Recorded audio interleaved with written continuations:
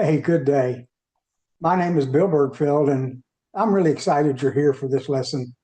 We're going to cover a topic that's a little bit touchy. And I want you to recognize that even though it's a touchy topic, it's something that really needs to be discussed. We're going to get into the concept of what happens if I do outlive my money.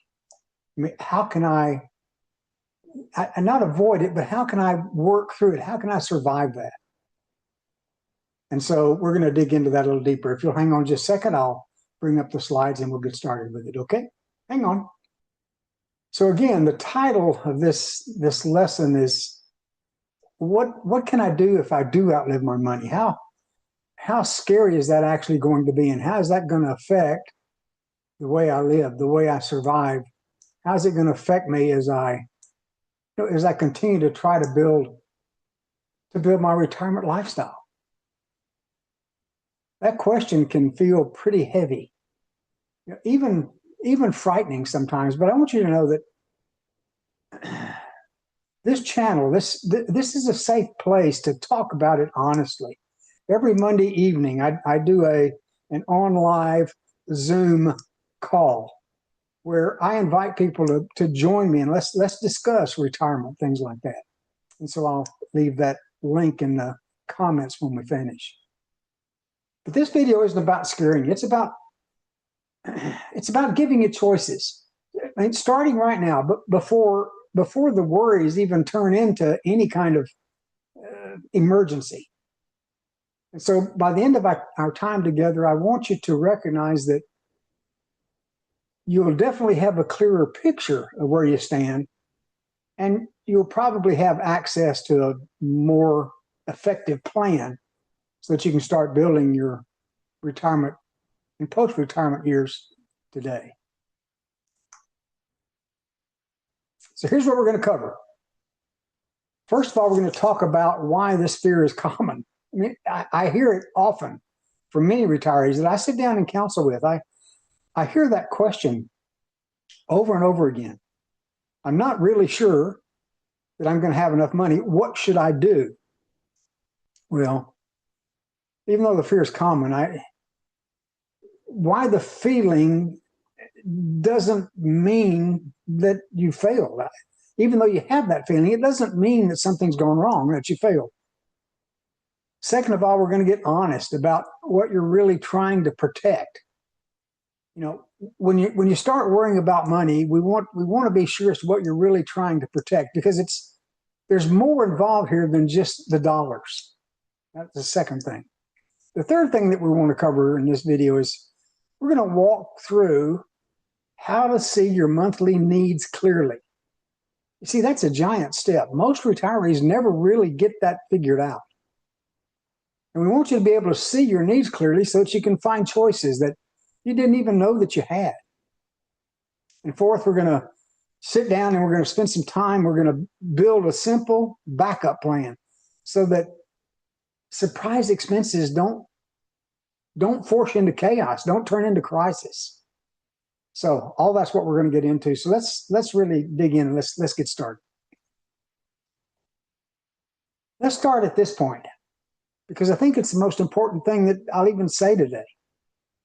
If you're worried about running out of money, that definitely does not mean you did something wrong. I want you to take that in, think about it, recognize it. Prices have changed, folks. The whole shape of retirement has changed in the last few years. A plan that felt rock solid 10 years ago can certainly be shaky today. And that's not a reflection of your choices, folks. That's a reflection of the fact that the world, everything's shifting, and everything involved in your plan has got to shift with it. You saved, obviously, you planned, and you worked hard. We want to help you hold on to that. We're not here to relitigate the past. That's not what we're here for. We're here to update your plan for where things stand now, rather than where they stood 10 years ago. So here's something we're sitting with for a moment. When we say we're afraid of running out of money, what we're really afraid of losing isn't the money itself. what we're afraid of losing is our independence, our ability to make our own choices about our own life. That's where the fear really lies. It's our dignity. Living without constant fear or the feeling that we owe anyone any kind of apology. It's our family relationships, not wanting to feel like a burden to the people we love. And it's our freedom, having room to say yes to what does matter to us and no to what doesn't. Keeping these things front and center helps us build a plan that protects what actually matters to you, not just a number in the bank. So the question is, how do we turn this idea into something concrete? Well, in all honesty, we start with your monthly number. First, we want to sit down, we want to list every essential expense that you have. Your housing, your food, your medications, your doctor's visits. These are what I call non-negotiables. There's no negotiation involved. These things must be paid every month. Second, we want to add in the expenses that, they protect your quality of life. They're the things that aren't strictly essential, but they play an important part in how you live. And third, we want to separate your regular monthly bills from the costs that only show up once or twice a year, maybe, like vehicle insurance premiums or maybe your property taxes. That way they don't catch you off guard or by surprise. And finally, we want to help you compare that total to your dependable monthly income. That comparison, in other words, what's coming in versus what's going out, that's the real starting point for everything else we're going to talk about today. So that's where we're going to start. Once you know that number, the next step is just mapping out every resource that supports you. Guaranteed income. What comes in every month? Like Social Security, maybe a pension check, or maybe an annuity payment, or some other source of steady, ongoing monthly income. What about your retirement accounts? What do you have available? And have you talked through a withdrawal plan with a qualified professional? Now, that's an important statement. Have you walked through and talked about a withdrawal plan with a qualified professional? Other things, benefits and coverage. Are your health benefits, your coverage, your prescriptions, your insurance, community benefits, are they current? And do you actually understand what they cover? That's important. Personal supports. Who's in your corner to help you review paperwork? Who's in your corner to help you research your options? Who's in your corner to help you notice a potential problem early enough to do something about it? So you see, building this full picture reveals more support than most retirees actually realize they have. I want you to take a moment. Look at the table before you, move on. It's a lot to take in at once, no doubt. So I'm going to rest here for just a second, let you really review that slide.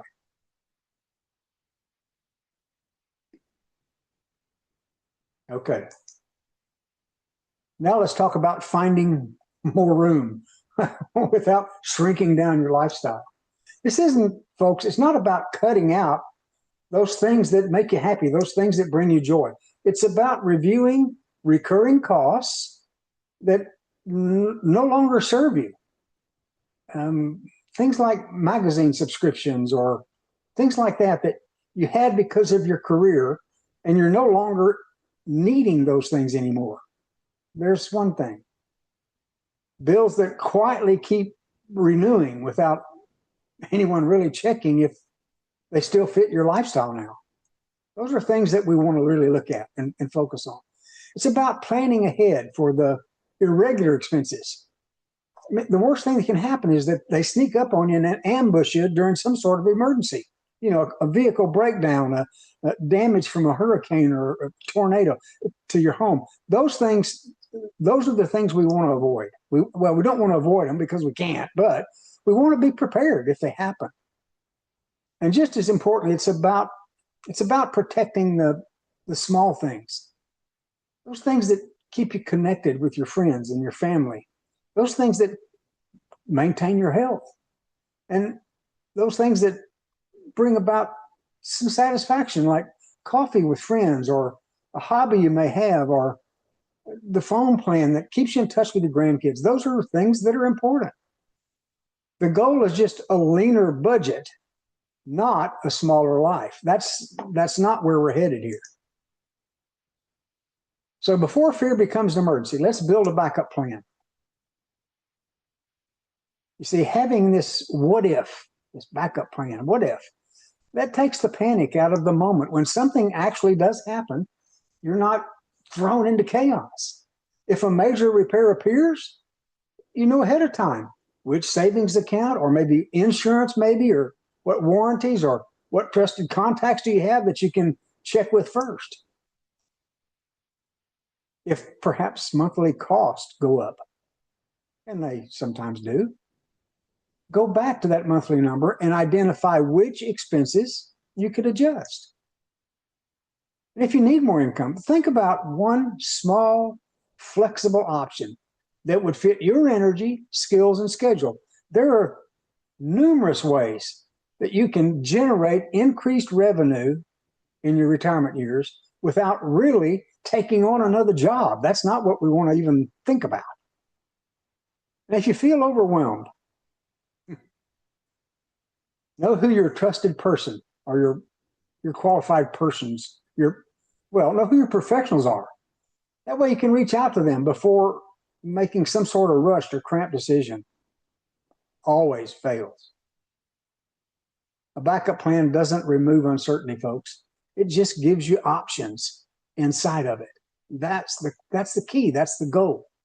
That's the benefit. I want to leave this one on the screen for a moment because it's really the heart of everything we've covered.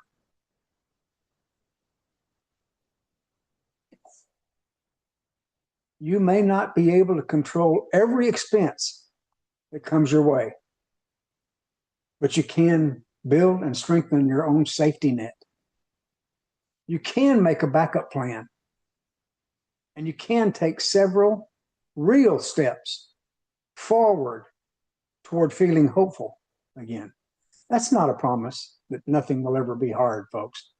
Hey, easy has never been part of the promise. It's a promise that you don't have to face it without a plan. That's the promise. Now, I'd like to sit with you, talk with you about a few questions. There's no need to answer out loud unless you want to, but I'd encourage you to really think them through. Write down your answers, because you may want to go back and review them later. Question number 1. What amount do I truly need each month to feel not only safe, but to be able to live with dignity? What amount do I truly need? Question number 2. Which expenses protect my quality of life? Key word there is protect. And which ones no longer serve me in any way? Question number 3.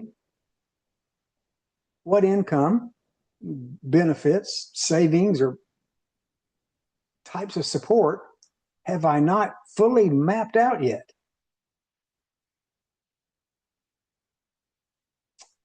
And the last one, what is one backup step I could take this week before fear becomes an emergency? I want you to take time with these questions. They're the foundation for our next step. So let's take time with it here. I'm going to leave it on the screen for a few minutes.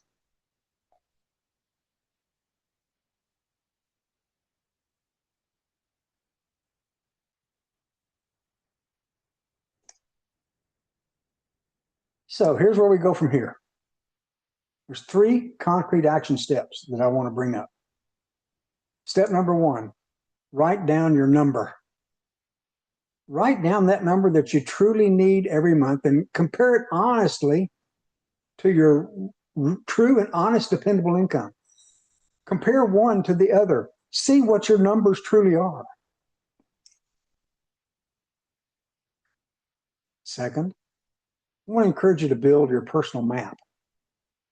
List every source of income, every benefit, and every type of support that you can draw on, and identify not just the benefit, the income, or the support, but identify who can help you review it when review time becomes necessary. So that was the second action step. The third action step is this.